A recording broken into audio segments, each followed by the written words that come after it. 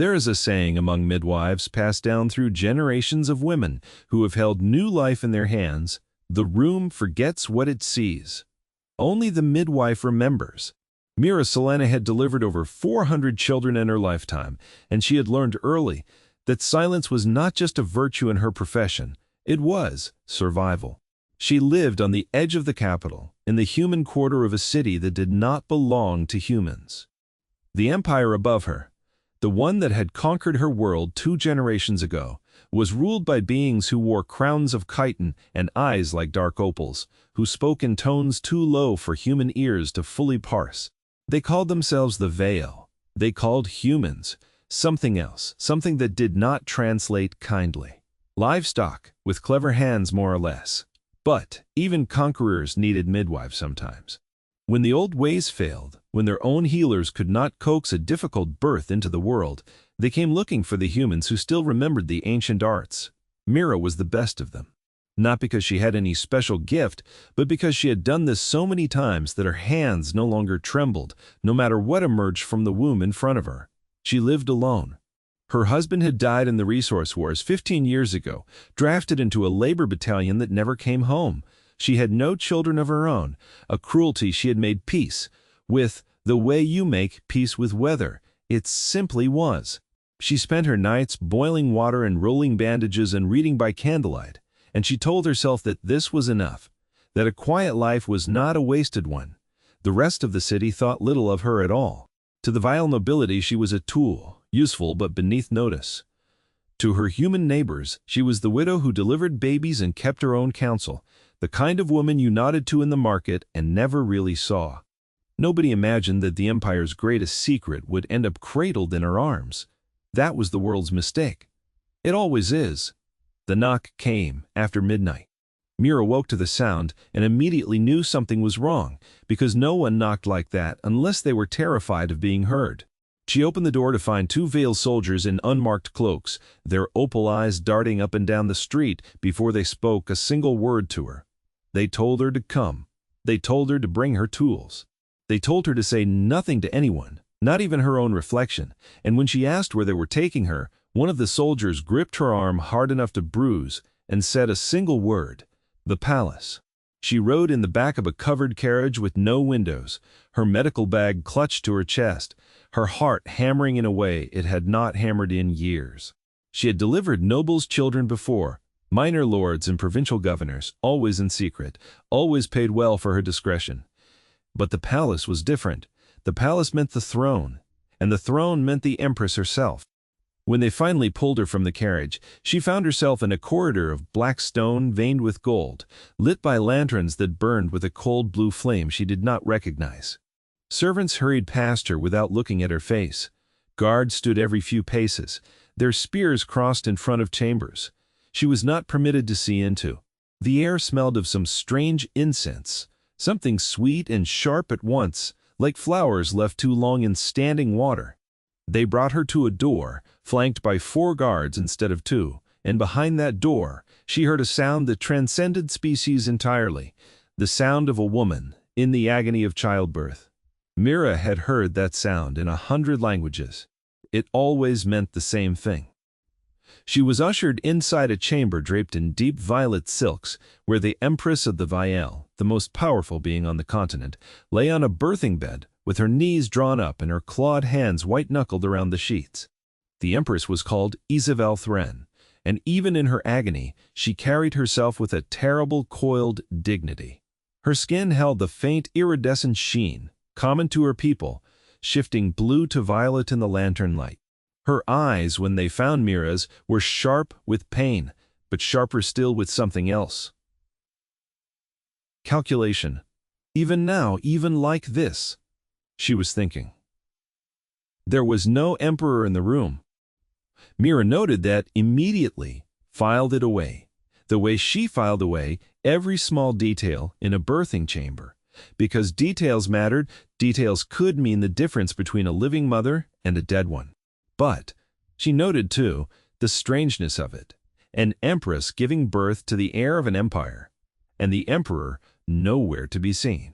A single attendant stood near the head of the bed, an older veil woman with silver markings along her jaw, and she was the one who spoke to Mira in clipped, urgent tones. The birth was not progressing.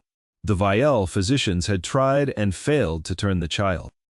The empress was exhausted, past the point where her own body's strength could see this through, and if something did not change soon, the empire would lose both its empress and its heir in a single night.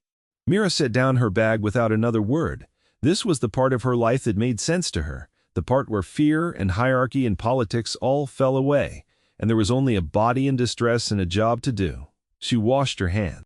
She examined the empress with as much gentleness as her rough human hands could manage, and she felt the way the child lay wrong inside the womb, turned in a way that would tear mother and infant both if left unchanged. She looked up at the empress, and for a moment, species and politics did not matter at all. She said that she could help, but the empress needed to trust her completely, needed to do exactly as she said, no matter how strange her instructions sounded. The empress, breathing hard through another contraction, managed a single sharp nod. That was enough. Mira worked with the calm, brutal efficiency of a woman who had done this 1,000 times in her mind, even when she had only done it 400 times in truth. She guided the empress through positions that made the ancient attendant hiss in disapproval, positions that were beneath the dignity of a throne, but Mira did not care about dignity in that moment. She cared about the beating of two hearts in one body. She talked the empress through each wave of pain, low and steady, the same voice she used with every mother, regardless of what species lay beneath her hands. She told her when to push and when to breathe, when to bear down and when to hold still. And slowly, agonizingly, the child began to turn. It took nearly 3 hours. Somewhere in the second hour, the empress screamed a name that was not the emperor's, low enough that Mira almost missed it beneath the woman's own cries of pain. She filed that away too, the way she filed away everything, without comment, without expression, the professional mask never slipping. And then, in the final hour, with sweat soaking through the violet silks and the ancient attendant murmuring what might have been prayers, the child came, a daughter. Small, for a vile infant, with skin a paler shade of blue than her mother's, still and silent for one heart-stopping moment, before Mira cleared her airway and the child let out a thin, furious wail that filled the chamber like a bell. The empress collapsed back against the pillows, weeping in the exhausted way that new mothers weep, relief and pain and love all tangled together. Mira held the newborn against her own chest, wrapping her in warmed linens, doing the small, practiced motions of cleaning a child fresh from the womb, and that was when she saw it. On the child's left shoulder, just below the collarbone, a birthmark. A cluster of 3 small marks in a curved pattern, pale against the blue skin, almost like a crescent moon with 2 stars beneath it. Mira's hands went still for the space of one breath.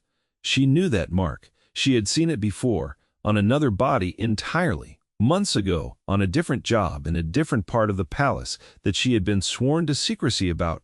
She had treated a man for a minor injury, a cut along his side from a training accident, and in doing so had seen a birthmark on his shoulder identical in every detail to the one now staring up at her from a newborn's blue skin.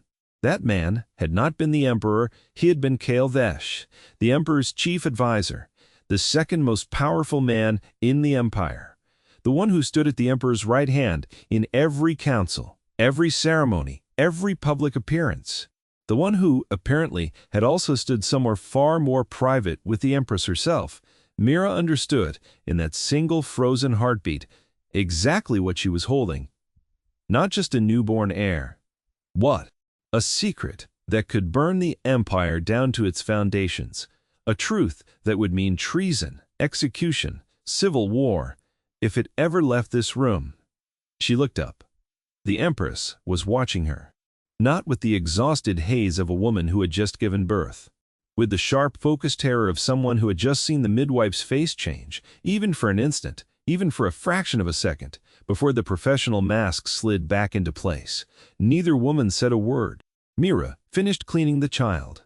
She swaddled her properly, checked her breathing, checked her color, did every single thing a competent midwife does after a difficult birth, because the job did not stop simply because the room had become the most dangerous place in the empire.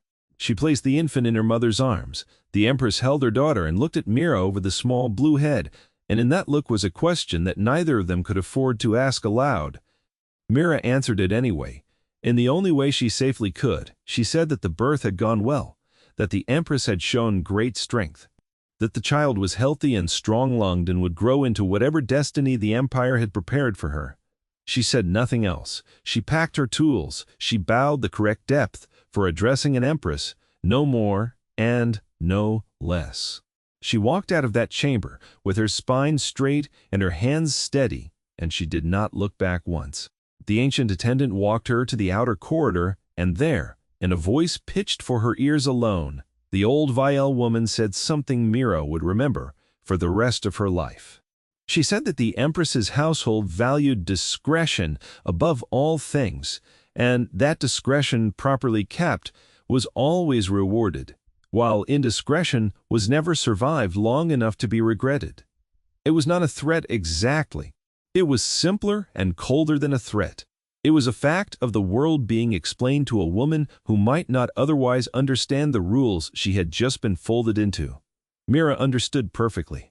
She rode home in the same windowless carriage, and when she stepped back into her own small house before dawn, she sat at her kitchen table for a long time without moving, staring at nothing, listening to her own heartbeat slow by degrees.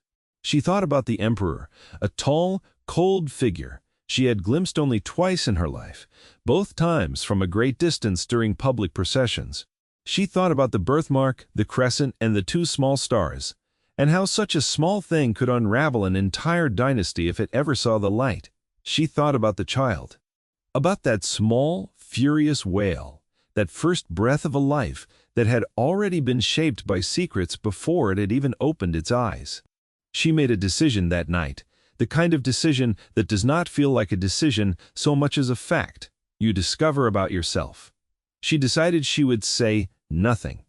Not out of fear, though the fear was real. Out of something closer to principle. A newborn had not chosen the circumstances of her birth. A newborn deserved, at the very least, silence from the one stranger who happened to know the truth of her blood. She went to bed as the sun rose, and she told herself that this too was simply another birth. Another secret held in trust, the way a midwife holds 100 secrets in a lifetime, weddings that came suspiciously soon after conceptions, fathers who were not the men sitting proudly by the bedside, mothers who wept for reasons that had nothing to do with joy. This one was larger. That was the only difference. The weeks that followed were quiet ones. Mira returned to her ordinary work, delivering the children of merchants and laborers in the human quarter, tending to the small, unglamorous business of bringing life into a hard world. She did not hear from the palace again, and she told herself that this silence was good, that it meant the matter had been closed, filed away, forgotten by everyone but her. She was wrong about that, but she would not learn how wrong for some time yet. It was nearly a month later when the news broke across the capital, spreading through the market squares and the tea houses and the human quarter alike, carried on the particular electricity that only truly enormous scandal can generate. Heir, chief advisor to the emperor, had been arrested for treason.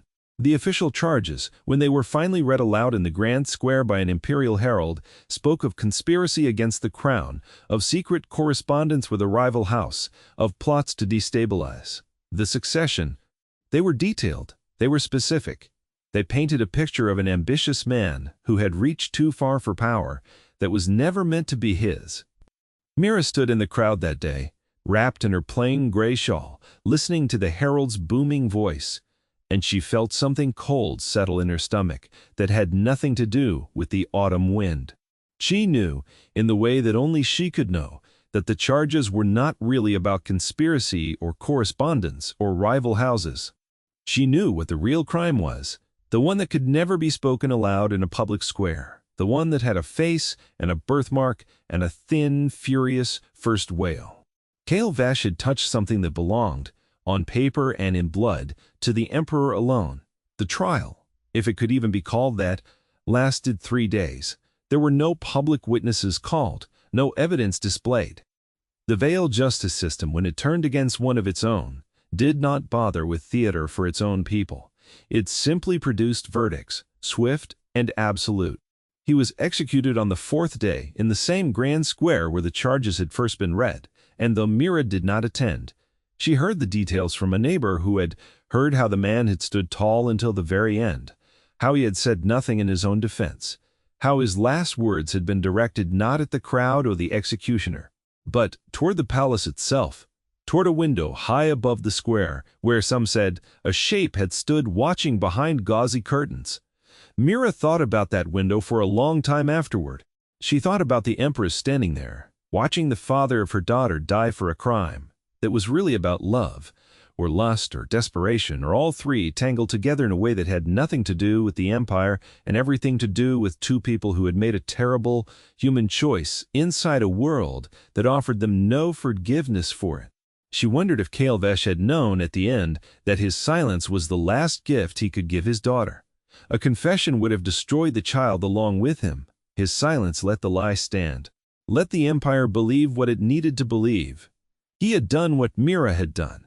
In his own way, he had said nothing and stayed silent, and let the truth die with him so that an innocent child could live without its shadow. Mira grieved for him a little, a strange, complicated grief for a man she had met only once, briefly, professionally, and who, she now understood, had loved someone he was never allowed to love, and had died protecting a truth that would have unmade everything if it ever surfaced. She kept working.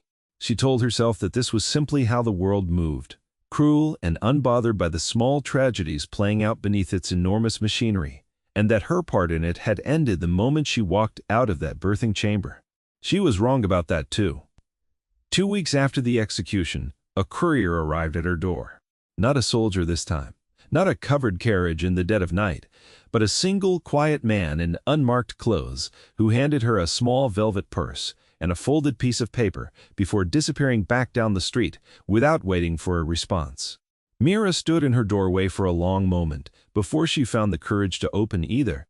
The purse was heavier than it looked, and when she loosened the drawstring, gold coins spilled faintly into the lamplight, more wealth than she had earned in the last 5 years combined, enough to never worry about another cold winter, enough to matter. She set the purse down on her table with hands that were not quite steady, and she unfolded the paper. There was no signature, no seal, just a few words written in a careful, elegant hand that she somehow knew without any proof at all belonged to the empress herself. You saw, you stayed silent. Thank you. Mira read those words 3 times. She thought about all the things those 5 words did not say. They did not say, I am sorry for what I did to you, for the fear I put in your life the moment I called you into that room. They did not say I trusted you because I had no other choice. They did not say, I think about him every day and I will think about him every day for the rest of my life, and my daughter will never know why. They said only what needed to be said, in the fewest words possible, from one woman who had learned the hard way that silence could be a mercy to another woman who had already understood that lesson long before tonight. Mira sat at her table for a long time, the gold gleaming faintly in front of her, the note held loosely between 2 fingers, and she found herself thinking not about the money, not about the danger she had walked through and survived, but about the child, the little girl with the crescent birthmark and the furious first cry, the heir to an empire who did not know, and might never know, that her father had died in a public square so that she could live in a palace.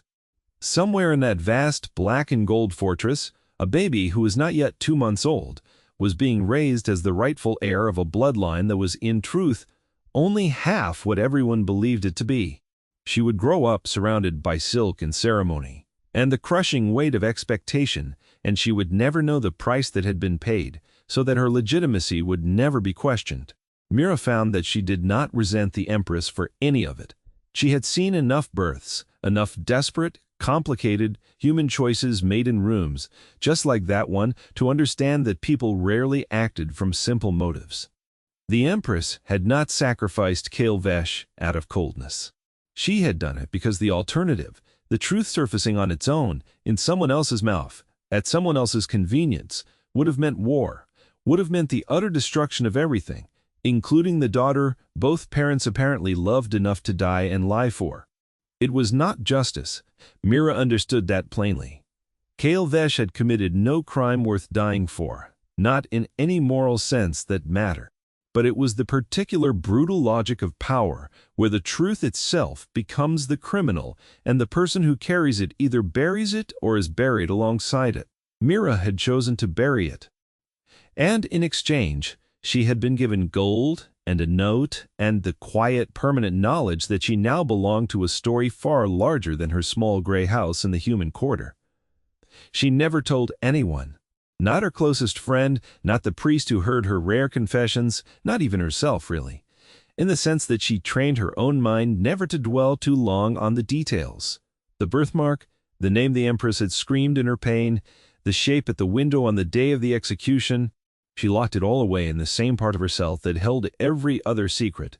A midwife collects across a long career, and she let time do what time does to buried things. She let it settle. She used some of the gold to repair her roof, which had leaked for 3 winters running. She used some of it to help a young couple in her building who had lost their work when the mill closed. She kept a small amount hidden beneath the floorboard, untouched, not because she needed it, but because some nights she liked knowing it was there, a physical reminder that she had once stood at the center of something enormous and walked away from it whole. 1. Life continued. The seasons turned the empire.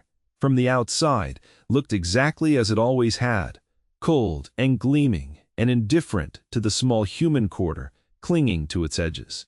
If anyone else in the capital knew the truth of the heir's birth, they never spoke of it where Mira could hear, and she certainly never spoke of it where anyone could hear her. Years later, she would deliver other children, dozens more, and she would think, sometimes, in the quiet moments after a birth, about that small blue infant with the crescent birthmark, wondering if she had grown tall, wondering if she had her mother's sharp, calculating eyes or her father's steady, quiet courage, wondering if anyone had ever told her the truth, or if it had died completely in that square, along with the man who chose silence over confession. She liked to imagine, in her softer moments, that the girl grew up strong, that whatever blood ran in her veins, human ideas of legitimacy and blue veil ideas of bloodline and empire aside, she grew into someone worth the price that had been paid for her peace. Mira herself grew older. Her hands, once steady enough to guide the most complicated of births, began to show the first small tremors of age. She trained 2 younger women in her craft, passing down not just the practical knowledge of childbirth, but the deeper unspoken lessons that no manual could teach. She told them more than once that the room forgets what it sees, and that only the midwife remembers, and that this remembering was both a burden and a gift, something to be carried carefully like a lit candle through a house full of dry paper. She never told them why she said it with such weight. She never told them about the night she rode in a windowless carriage to deliver the empire's heir. She let them think it was simply wisdom, passed down the way. All midwife wisdom is passed down, mother to daughter, mentor to student, one careful hand to another.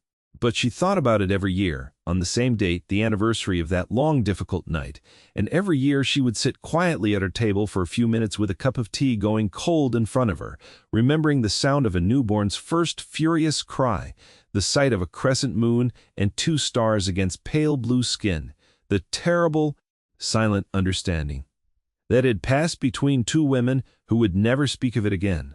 She thought, too, about Heir, and she hoped, in whatever way a woman like her allowed herself to hope for the dead, that wherever he had gone, he understood that his silence had not been wasted, that his daughter had lived, that the empire had not devoured her the way it devoured so many other inconvenient truths.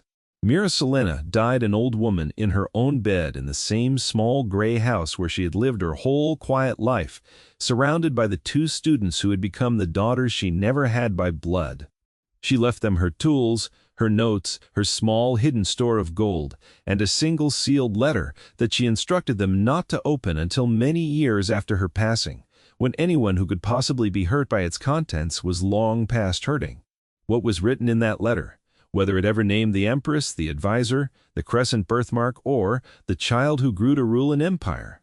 Built partly on a lie kept out of love, was something history would decide for itself, long after the woman who held that secret longest had finally, fully let it go.